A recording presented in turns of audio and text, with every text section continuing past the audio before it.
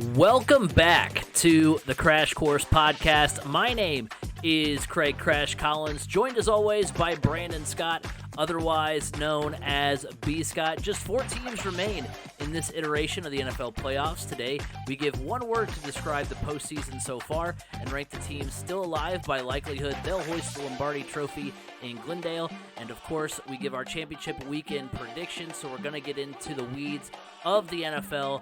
Nothing to report on the Colts front. Still going through interviews on that end. I saw a report today that the Colts could be interested in Aaron Rodgers.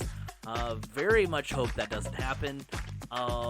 So just trying to pretend that doesn't exist at all.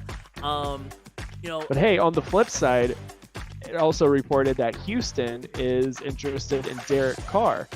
So some of these quarterback needy teams that are ahead of the Colts are looking at potentially veterans as well. I don't know.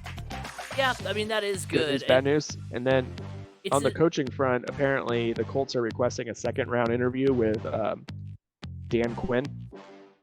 I have mixed feelings about that because on the one side, the defense for the Cowboys has been really good. It was really good this year. But who did Dan Quinn coach when he was the head coach in Atlanta?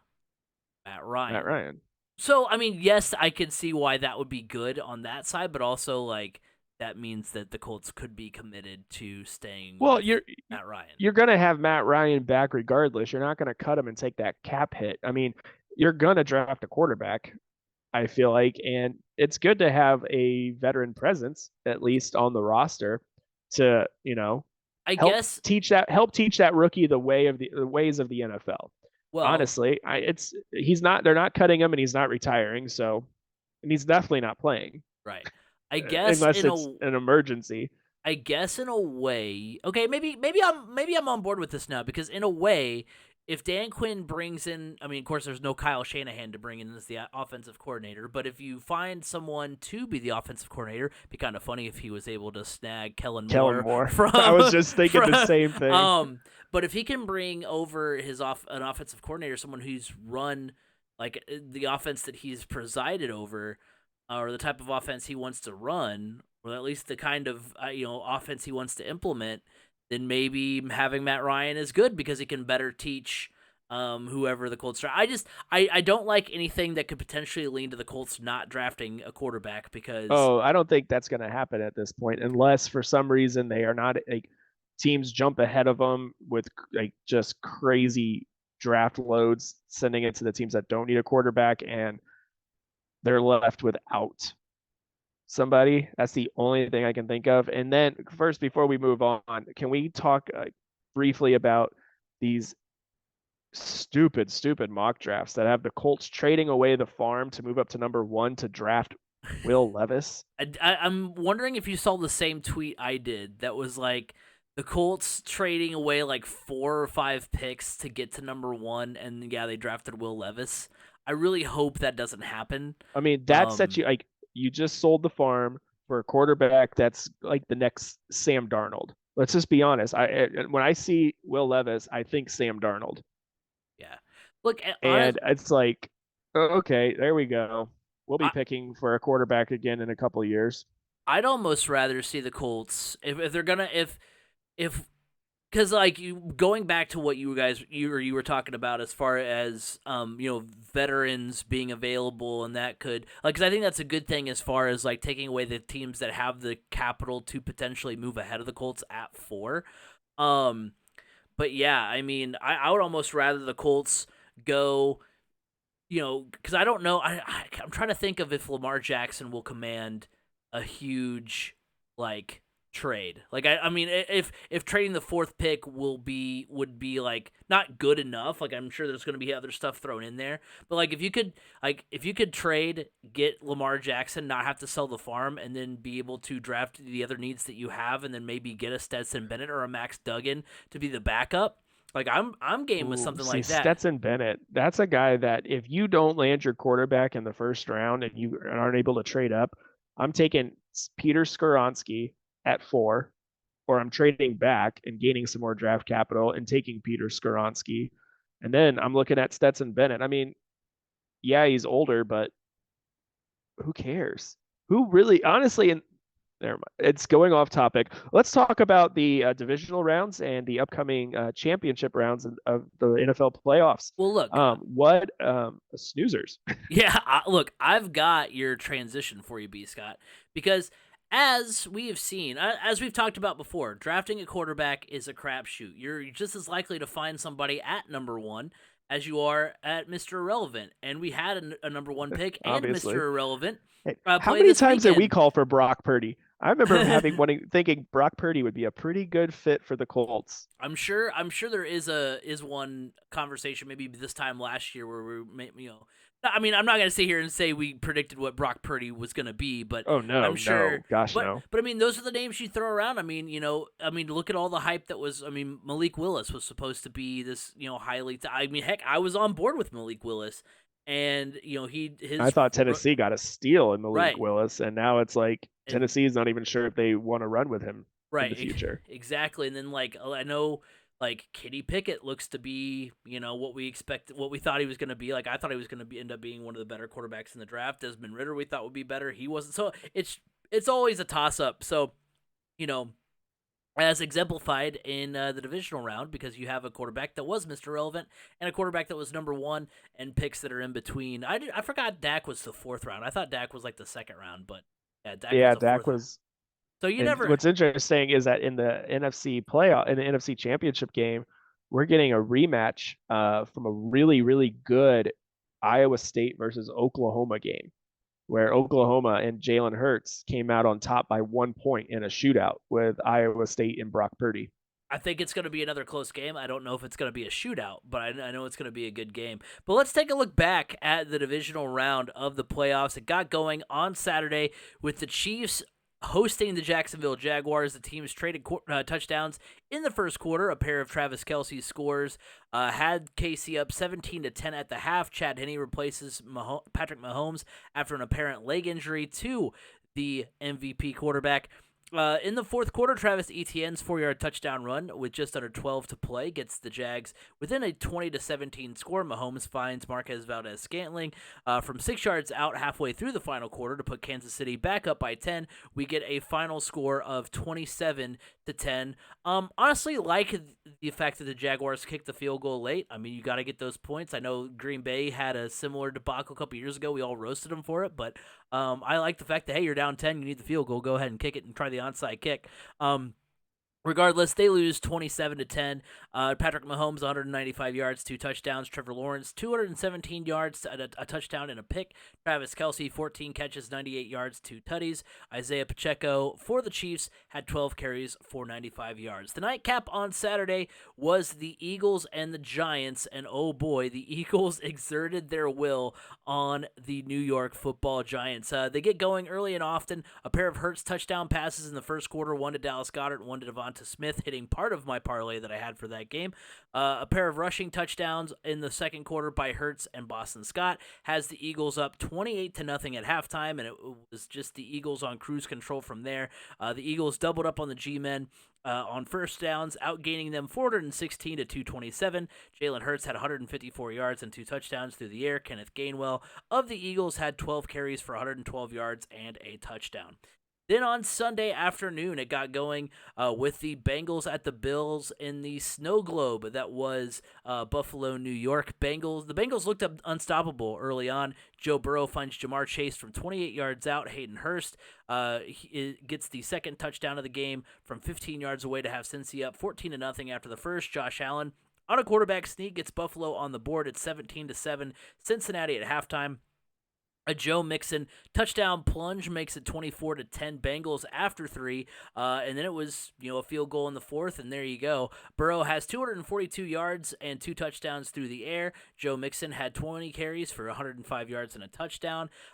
Josh Allen had 265 yards, a rushing touchdown, and an interception. Thank And you, Josh Allen, for that rushing touchdown. you needed him for your parlay? I picked an anytime touchdown Touchdown scorer. scorer from each game, and I had Jalen Hurts, and I had Josh Allen, I had uh, Christian McCaffrey, and I forget who I had. I think I had Travis Kelce. Nice. There you go. And That hit. Um, hit it big. Good, good. That's what you like to hear. I learned the hard way that anytime touchdown scorer for quarterbacks mean they have to run it and not throw it. Because I Yeah. was like, this is easy. They're gonna throw at least one touchdown pass. No, Craig, it means they're gonna run it in. I did that on Thanksgiving. I was like, Andy Dalton should throw at least one touchdown pass against the Lions when it was Bears at Lions. I was like, he should throw at least one. And then they were like, oh, actually, it means running. I was like, oh, well, we'll see. Yes. The player that scores the touchdown has to have possession of the ball. Yes. The Bengals did have 30 first downs, and they outrushed Buffalo 172 to 63. And then finally, the final game of the divisional round, 49ers against the Cowboys. The Niners winning 19 to 12. A Dalton Schultz touchdown pass from Dak makes it 6-3. Also makes a UIndy student $72,000, which is insane. We were talking off air about what we would do. $5 bet. Off of a $5 bet. Like, that's one of those that you see that and you just kick yourself for, like, why didn't I just, like, why do you have to try to be so smart sometimes? Right. Like, just roll with it. A $5 throwaway bet. Who cares? I'm probably not going to win this one, but it's $5. Yeah. And it turns into 72 over. It was over 72,000. It was like 72,500 or something like that. Insanity. Something that didn't hit though was Brett Maher's PAT as he continues to have his struggles. That one was blocked though. It's 6-3 Dallas. It's 9-6 San Fran at the half on the leg of 3 Robbie Gould field goals. It's 9-9 headed to the fourth. Christian McCaffrey runs it in from 2 yards out to give the Niners the lead. The teams trade field goals, and that gets us to our 19-12 final score. Brock Purdy has 214 yards. Dak Prescott 206 yards, a touchdown and 2 picks. George Kittle, 5 catches for 95 yards. So that gets us to our biggest takeaway from the divisional round. And for me, I try not to go negative with stuff like this. I try to keep it positive because I think there is a lot of negativity. You know, you can have way too many overreactions. But I think I was struggling to find the right thing here. And originally it was going to be that the Bengals are the new number 2 in the AFC. But I think a better way to kind of, encapsulate this weekend, at least, from the Bills-Bengals perspective, is, this takeaway, which is the Bills are not as close to the Super Bowl as we thought. I mean, they're a team that the last 2 years I've had them as my Super Bowl champion. That's probably part of their problems. But I mean, this, and by no means, this is not an overreaction, that it might sound like. I mean, I still think they'll be in the conversation next year as well. And I know, no Von Miller, no Micah Hyde. There was a lot of players missing from that defense. That's one of the strongest in the NFL. But I mean, of the quarterbacks who made the divisional round, Josh Allen had the worst QBR, only ahead of Trevor Lawrence in terms of passer rating. He had 3 touchdowns, 3 picks, and 617 yards in 2 games. They were second in points per game this season. With 28 points per contest. They had 20 points in the first half against Miami, and then over the next 6 quarters, they had just 24 points. In 2021, Buffalo was first in yards per game allowed and opponent passer rating. They were 15th in yards allowed per game this season, 4th in opponent passer rating this past season. So a little bit of a regression in those, big regression in yards allowed and a little bit of a regression in opponent passer rating. They allowed 412 yards and 27 points versus the Bengals this past weekend. So the defense, again, I know with injuries, all that kind of stuff, but still a decline there, which is not what you want to see. They were also 7th this season in rushing yards per game, but I think that's a little misleading. I mean, this is a unit that continuously lets them down and doesn't get the job done on the ground. You thought maybe with the addition of Nyheim Hines, maybe they'll use him a little bit more. Maybe he'll be an option. I didn't really, except for that, inspirational punt return he had in the first game after the Damar Hamlin incident. Other than that, I didn't really hear Nyheim Hines' name that much. Of course, again, I didn't hear Zach Moss's name that much either until the last game. So maybe it was an agreement the Bills and Colts had, like, we're not going to use either of these guys, but we just want to trade for them. But yeah, I mean, that's a unit like of the 4 teams that are still alive in the postseason, I would take each of their running games. Like, I would take Pacheco and McKinnon. I would take Mixon and Pirine. I would take Gainwell and Boston Scott and Miles Sanders. I would take, obviously Christian McCaffrey and Elijah Mitchell. I mean, those are the 4 teams that are in it, and they all have pretty, reliable rushing attacks, reliable to a good, great, exceptionally well performing running situations. So, and that isn't the case with the Bills. And again, this is not to say that I don't think they're going to be a contender next season. I just think there are more teams that I would take at this moment ahead of them, especially with this performance at home in a game that is like, the classic Buffalo weather, that you would expect them to thrive in. They just came out really flat. So I'm interested to see what they do in this offseason to kind of add to their offense. But really, I mean, I think we saw the Bills kind of officially take a step back, and maybe that'll kind of be a wake up call that like, yeah, they're we're on the doorstep the last couple of years of potentially going to the Super Bowl, but now they've kind of taken a little bit of a step back. Maybe that gives them some cause to actually go out and maybe make a couple more splashes this offseason. Yeah, I guess like with that Bills game, what was interesting to me was the fact that it was played in the snow, and that's typically where Buffalo does so much better. And that kind of shocked me. I thought that would give them a little bit of an advantage there, but it didn't. For me, my biggest takeaway is the fact my biggest takeaway honestly is Dak Prescott is not a Super Bowl caliber quarterback, and the Cowboys offense will not be a Super Bowl caliber offense with Dak Prescott at the helm. In these tight situations, in these win now big moments, Dak Prescott, and I'm just going to also say in general, the Cowboys offense has folded. You always hear the jokes. Oh, Dak Prescott, he threw his helmet after the game and it got intercepted. Well, that's like I was watching this game. It's like, man, that's the truth. That is the honest truth. His accuracy, I mean, it was there but the decision making just wasn't there. And I may even go as far as to say Mike McCarthy is not the one to lead the Cowboys to their next Super Bowl appearance. And I think some changes need to be made. I think it's just they don't have. I mean, outside of CeeDee Lamb, I just don't feel like they have the playmakers on Yeah. offense. I mean, you look. I mean, Tony Pollard at running back came alive for a little bit, but his end of the season was kind of a dud, and his injury. Yeah. Not good. Dalton. That probably also helped. That probably was a major factor because that was pretty early in the game. I want to know. I don't know what it is. I want to know what happened to Zeke. I mean, Zeke. His first few seasons. I mean, maybe it's just typical running back. Running back wear and tear. Yeah, exactly. So that's probably. I'm afraid we're going to see the same thing eventually with Jonathan Taylor. Yeah, which is why like it makes me sad, but like I also like understand like if he's one of the ones that like not necessarily like this year in a trade like that could get the Colts higher in the draft or whatever anything like that, but like. It is gonna there is gonna come a time where the Colts probably have to part with Jonathan Taylor, and it's probably gonna be sooner rather than later. But yeah, I mean, Zeke, it's tough to watch sometimes him not have that explosiveness that we're used to seeing. Dalton Schultz has his moments; he's solid. T.Y. Hilton had some good moments with the Cowboys, but I mean, I'm agreeing with you though too that like outside of CeeDee Lamb.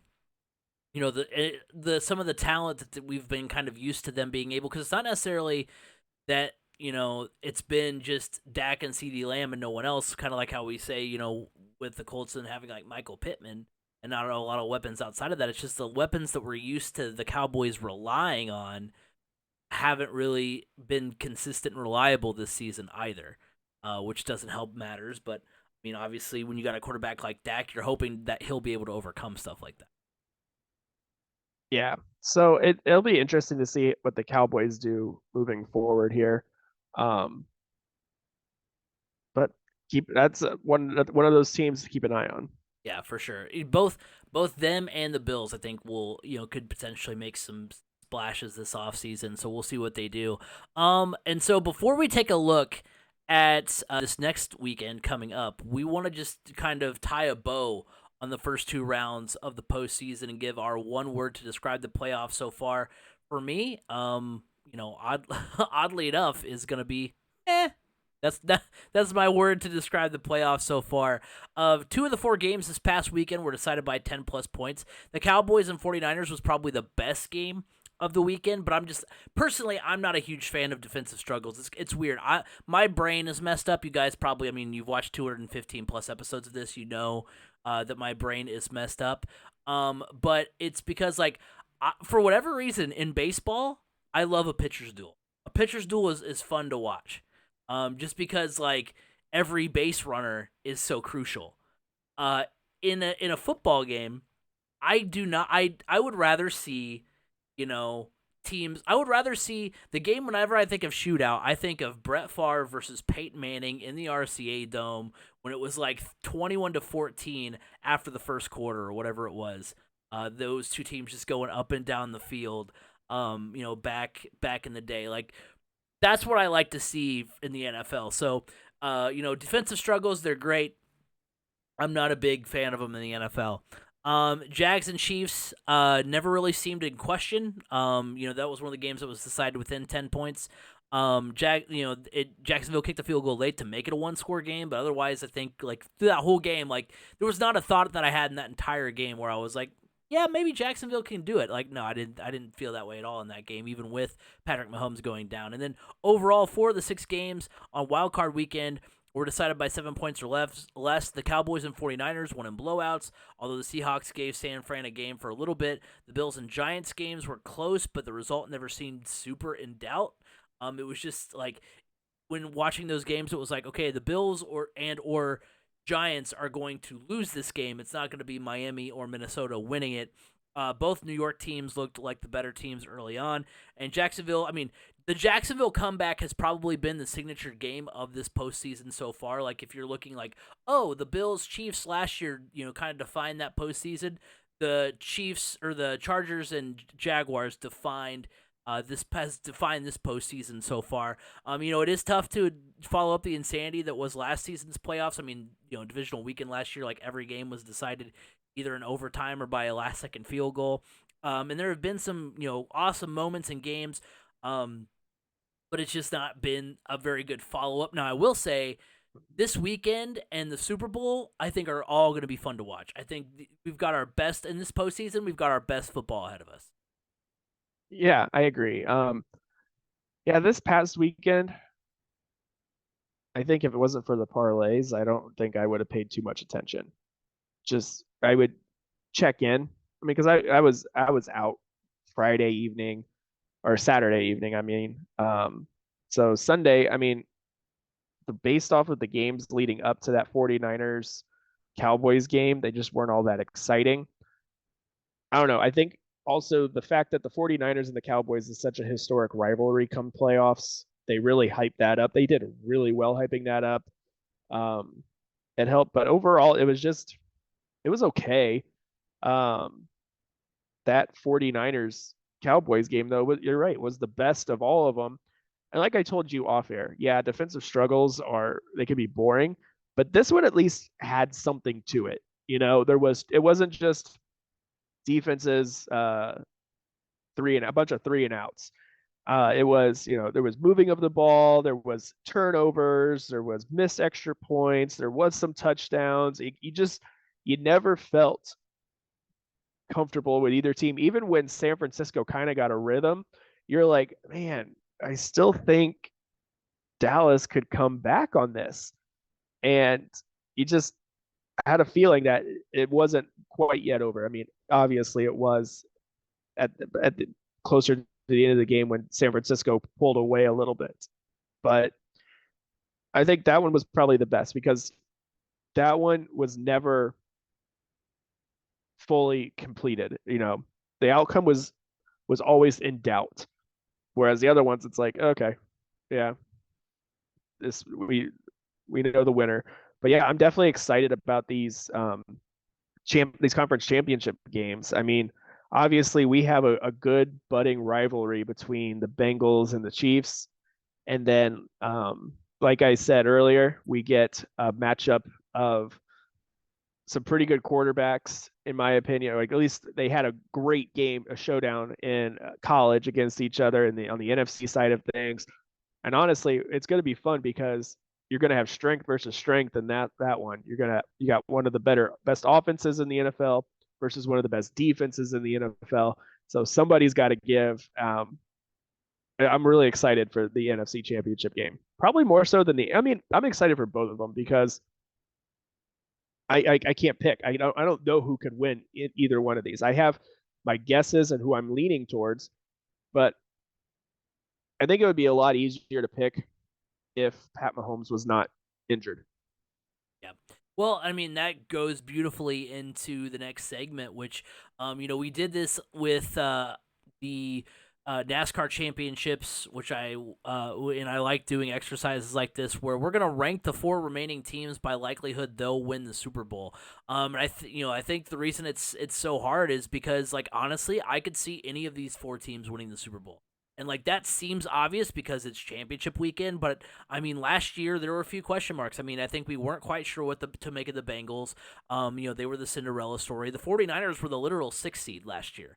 So like we can say like oh we want like oh literally 3 of the 4 teams are the same from last year. It's like yeah, but also like there were definite there was definitely some question marks. I think it was far and away the favorite going in for the Super Bowl 2 championship weekend was at the time Chiefs and Rams. Like that's what everybody would have said. Mm. Um despite the fact that there were some question marks in there. This season, we've got number 1 versus number 2 in the NFC. We've got number 1 versus number 3 in the AFC. All 4 teams are in the top 8, the top 4th of the league in terms of yards per game and points per game offensively. All 4 teams have a lot of weapons. I mean, the Chiefs, you got Kelsey, you've got Pacheco, you've got McKinnon. Eagles, you've got Gainwell, Miles Sanders, Devonta Smith, Dallas Goedert, A.J. Brown.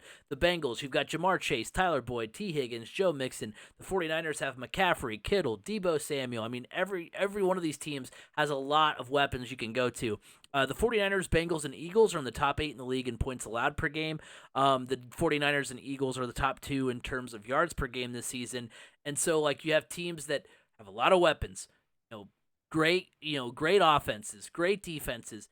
Because of how close these teams are, I'm gonna rank these teams by who their quarterback is, and and the team's ability to stop who the opposing quarterback is.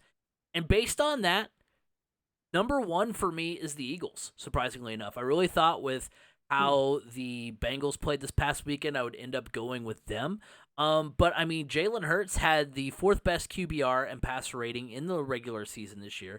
His performance against the Giants puts him 2nd in QBR and 3rd in passer rating this postseason. I think he squashed a lot of, maybe some of the doubters that with how that Eagles season ended might have said like, oh, I don't know, are the Eagles actually for real? Are they an actual 1 seed, or are they like a Titans 1 seed where they're not maybe as good as the 1 seed might predict them through. I mean, and this is a team that can beat you through the air or on the ground, and Hurts is a big part of that. I mean, he showed that this past weekend, and that he's back strong after the injury late in the year. And they have the best pass defense in the league. They led the league in sacks and are 3rd in opponent passer rating. So they their quarterback cannot only, put up these great numbers and lead this team really well, but they also have a defense that can take the opposing quarterback out of it. And so that's why I'm going with the Eagles at number 1. Number 2 for me is indeed the Bengals. I mean, Mahomes has been the better passer than Burrow in the regular season and the postseason, but with the injury to Mahomes, I know he's going to probably play, but even then, like how good is he going to be, now that he's a little bit hobbled? But so I'm gonna go with Joe Cool here. Burrow is 6th in passer rating this regular season, and has kept that ranking in the postseason. He has got 3 touchdowns, no picks, during the playoffs this year. The Bengals also allowed the 3rd fewest passing touchdowns this season and were 1st in the league in opponent passer rating and opponent completion percentage. So again, a secondary that can take away the quarterback, and a quarterback that is one of the better quarterbacks with Mahomes that is hobbled. I think that defense has a little bit more of a leg up. I'm gonna go with the Chiefs at number 3. I'm not bold enough to put Mahomes last, even if he is hurt. I'm not bold enough to put a Mahomes-led team in that position. Excuse me. He has the best passer rating of the quarterbacks left in the postseason, behind just Hurts and QBR of the championship weekend quarterbacks. He played a majority of the Jacksonville game hurt. The best, and the Chiefs have the best pass defense behind the Eagles of the teams left. Although I will say 2 through 4 are really close. It's like 18th, 20th, and 21st, like behind where the Eagles are. They are though second in the league in sacks this season, right behind Philadelphia, so they can put a lot of pressure. I mean, that's something that Buffalo didn't do, is put a lot of pressure on Joe Burrow. So if this Chiefs defense can get to Joe Burrow, then watch out. It's going to be a really good game for them. And then, of course, number 4 is obviously the 49ers. With the Chiefs, I gave them the benefit of the doubt with who their quarterback is, opposed to the strength of their defense. It's the opposite for San Francisco. Purdy does have a better passer rating than Burrow this postseason. I will say that. While I would love to see him notch a Super Bowl as a rookie, who was the literal last pick in the draft, by default, he's the quarterback I have the least faith in, and that's only because you're just thinking like the bubble's got to burst sometime. At some point, he's got to look like the third string quarterback. At some point, he's got to look like Mr. Relevant. Which is not to say that he doesn't have a bright future ahead of him. I think he does. But I think eventually he's going to have that game that is not going to be great, and I think that potentially comes this weekend. So, that said, their defense is malicious. They're 7th in passing touchdowns allowed. They're 2nd in interceptions. They're 6th in opponent passer rating. And overall, they're 1st in yards allowed per game and 1st in points allowed per game. So, I mean, this is a great defense. It's just because of their quarterback, I'm giving him a little bit of a step down. But again, this is a 1 through 4 where I still think the 4th best team can win the Super Bowl. Like that's how good. Yeah. That's how good 1 through 4 is. Yeah. So I'm not looking at it by the quarterback. I mean, that's just part of the equation I'm looking at. I'm going off the eye test, looking at what I've seen from these teams, what these teams have, like the momentum some of these teams are carrying at this point in time. So my number 1 team, I'm going with the Cincinnati Bengals. They're just playing really, really good football. The fact they went into Buffalo in a snowstorm and they just beat the brakes off of the Buffalo Bills. The score was closer than that. What it sounds like, but it could have been worse. I mean, did it ever feel like Buffalo really was in that game? It didn't. So that's a testament to how good this team is playing right now. So yeah, I guess I can describe my rankings as power rankings. I've had to explain this to a friend that power rankings are not ranking rankings. Right. Power rankings are how good a team is playing at a particular time, that for a particular week. So I'm looking at mine as power rankings. So obviously I'm going with Cincinnati number 1. Number 2, oh man, this one's tough because you're right. 2 through 4 can really just be about anybody. But I'm actually going to go with the San Francisco 49ers because the offense is doing enough. And the thing is, the offense hasn't gotten everybody involved. Like Christian McCaffrey had a good game. George Kittle had a great game. Brock Purdy had a solid game. They didn't get Deebo Samuel all that involved. And if they can get Deebo Samuel more involved, that offense is going to be really good. Again, I mean, but that defense is just playing at a totally different level. So I'm going with the 49ers at number 2. Number 3, I am going with, man, this one's tough, but I am going to go with the Philadelphia Eagles. And I guess I will be looking at quarterbacks in this situation because Jalen Hurts is healthy. Their offense is still clicking. Defense is suspect to me, but I mean, that's just my personal opinion. But the deciding factor here of putting them 3 and the Kansas City Chiefs at 4 is the health of Jalen Hurts and the uncertainty of the health of Pat Mahomes. And that's kind of my deciding factors on where to put those 2 teams. But I really, really like right now the Cincinnati Bengals and the San Francisco 49ers. And wasn't that, I know this was before your time. I was like maybe 1 or 2 years old. But I think, no. Those were the only two. Those were the only Super Bowls. Was that a Super Bowl? Those were the only Super Bowls that the Bengals were in up until last year was Bengals. Okay, because there because was I'm just thinking back to a home video my parents had. It was like a Super Bowl, and the family was over. My dad was filming on the family video camera, and you can see the Super Bowl being played in the background. And I swore it was the Bengals were on there, and I haven't seen it in a while. But yeah, it was the Bengals and 49ers in the Pontiac Silverdome the first time around, and then the second time around, I don't know if it was in back-to-back years. The second time around, because I know the reason why I don't know if it's back-to-back years is because the jerseys were flipped. It was Bengals as the home team the first time around with the 49ers as the road team, and then when they played the second time, it was the 49ers in their home jerseys and the Bengals in their road jerseys, and that's the game where Joe Montana led like the comeback with under a minute to go or whatever with the touchdown to Jerry Rice at the end of the game. yeah, and it was either the Super Bowl that was on, or maybe it was the AFC Championship game, even Bengals versus the Chargers. On the Freezer Um, Bowl. I don't remember. It was like I think it was 1989, 1990, Yeah, probably about 1980. It was 1989, most yeah, likely. yeah. Well, if it was Chargers and Bengals, it was probably the Freezer Bowl. That's what they're watching. But yeah, I mean, the only two times the Bengals have ever been in the Super Bowl was against the 49ers up until last year when they played the Rams, obviously. Yeah, there's the Super Bowl trivia minute there for you if you were wanting Yeah, to all based off of B. Scott's family home videos. and not those kind of home videos, folks. No. Um, but with that, so yeah, it's gonna be a fun weekend. We're gonna do our predictions for the AFC and NFC championship games.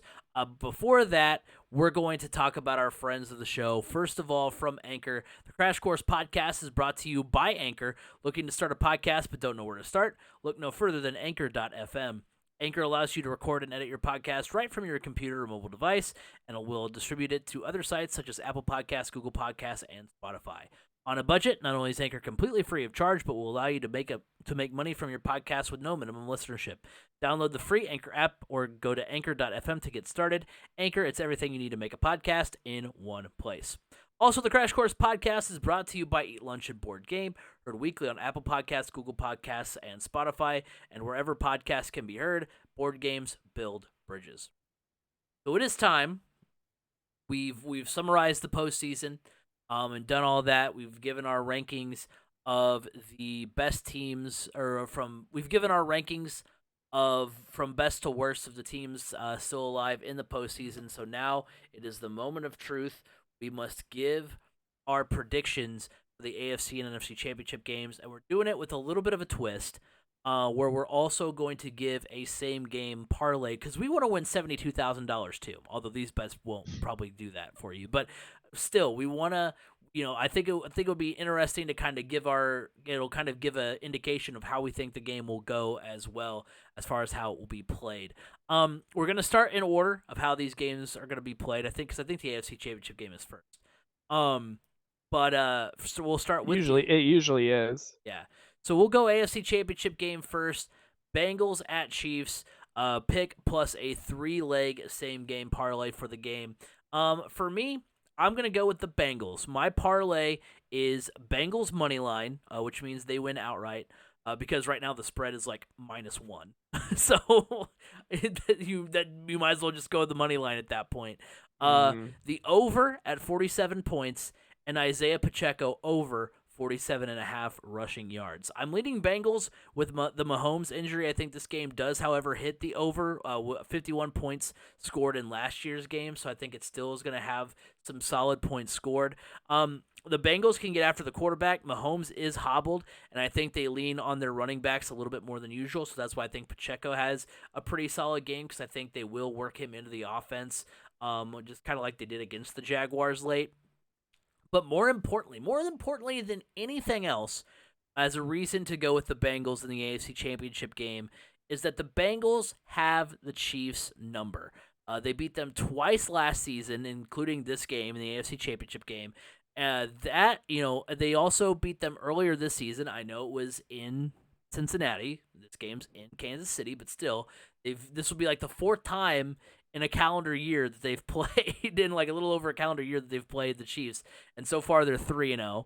And that with going along with the way they beat Buffalo this past weekend, I'm going Bengals. I know like all the build up and hype has everybody on the Bengals this time around, so that probably means the opposite result. But I'm going Bengals here. Bengals win the AFC championship. So yeah, my pick is the Bengals as well. If it wasn't too clear from my rankings up previously, let me make sure I got the right one pulled up here. The same game parlay that I would look at is Bengals money line. Obviously, like the same thing you said, it's the Might as spread well. is -1. Like that's a lose lose if you go with that. Now, by the way, this is a parlay that I'm looking at that the odds are plus 1100. So if it hits, great. Um, but Bengals money line, I got Joe Burrow with the alternate passing yards of over 280 passing yards and Jamar Chase to score 2 or more touchdowns. He's a favorite target. Why not He go is. for it? I mean, this the Bengals. I mean, when Joe Burrow is at his best, it's when he's connecting with Jamar Chase frequently, and they know how to find each other, especially in the red zone. I will say I thought about doing some Burrow stats as well. I do feel a little slighted because one of the legs in my parlay this weekend in the Buffalo game was this didn't lose it for me, thank goodness, because if it was this close and it lost it for me, I'd be very sad. But it was for Burrow to throw over 250 yards, and he ended at 242. So he was so Oh, close. Look, my parlay in that game was like Jamar Chase scoring a touchdown, which he did. A few of my bets did hit. Like Joe Mixon had to get like over. Excuse me, had to get over. I think like 54 yards, which he did pretty easily. But I also had like the over, which they didn't hit. I had Stephon Diggs as an anytime touchdown scorer, which he didn't do. So I mean, I was telling my parents, I was like, look, I would rather me miss like several leg. I was like, now that I know it won't hit, I want like none of my other parts of this bet to hit because the worst yeah. feeling is when you have like that one leg that didn't work out, which I felt that pain a couple times this year in college football season. So, I was happy when none of the rest of that parlay hit. But yeah, I mean, yeah, I think I was reluctant to go with some of the offensive stats, but I do think it's not gonna be like a shootout by any means, but there are gonna be some solid points scored. Yeah. I mean, it's gonna be a good one. So as far as the NFC Championship game, pick and same game parlay, 49ers at Eagles, I'm gonna go with the Eagles. I've got the Eagles -2.5. Because I think it is going to be a close game. I don't feel confident enough to say like it's going to be a touchdown. I think it is going to be really close. Under 45.5 points. This is going to be a defensive struggle. I think it's going to be kind of like what the Cowboys and 49ers was this weekend. And I've got Hurts as an anytime touchdown scorer, which I made sure to put in parentheses. That means he rushed a touchdown. He did not throw a touchdown.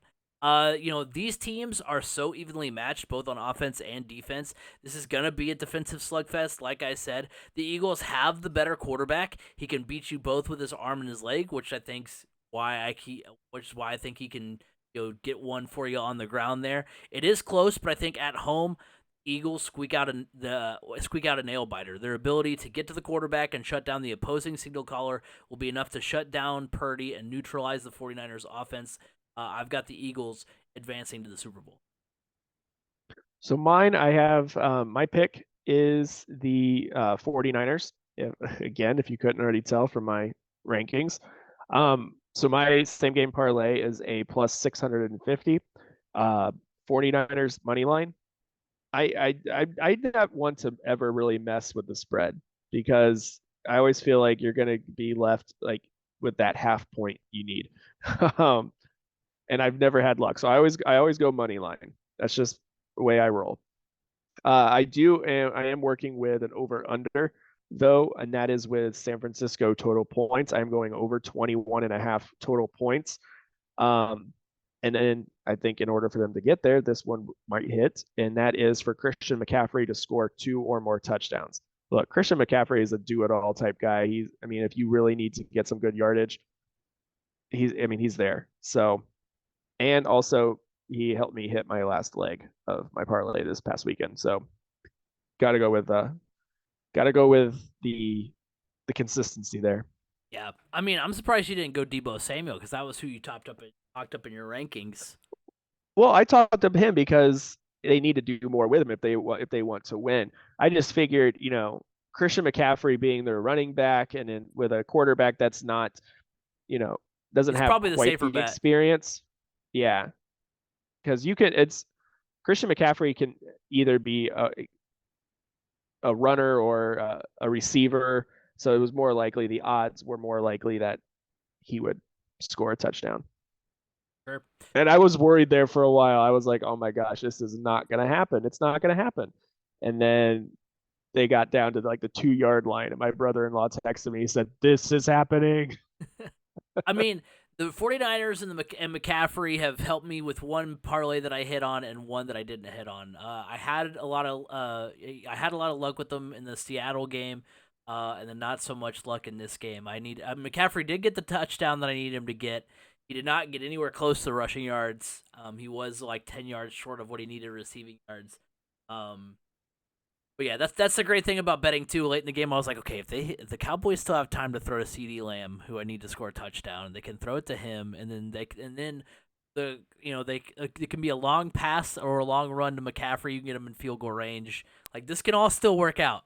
But yeah, McCaffrey is the safer bet. He's been, such a breath of fresh air into that San Francisco offense, and is a solid reason why they're here, where they are. So yeah, it's like I said, I can see any of these 4 teams that are still available winning the Super Bowl, and it's going to be a fun week of football. But that will do it for this week's edition of the Crash Course Podcast. Thank you guys all for hanging out, tuning in, listening on all the podcast apps. Remember, you can follow us at 3C Media Sports on Twitter. Go follow us on Facebook, 3C Media. Go check out the TikTok, 3C Media over there as well. Also, if you're listening to us on the podcast apps, go over and subscribe to the YouTube channel if you want to see our amazing faces and also see the content we've got over there as well, and vice versa. If you're watching us on YouTube, go support us on let's say there's a day where you're like, oh man, I'm going to be in the car all day. Go subscribe to us on the podcast apps, because you can find us at Apple Podcasts, Google Podcasts, and Spotify, wherever podcasts can be heard. You can hear the Crash Course Podcast. You can find me at Crash Course FM on Twitter. B. Scott, where can they find you? You can find me on Twitter at Brandon_Scott87. Next week, we'll be talking more playoffs, but more or less of the high school basketball persuasion, as we will be previewing the high school girls state tournament here in the state of Indiana. It's going to be a lot of fun to get into some basketball conversation, but until then, have a good one, everybody.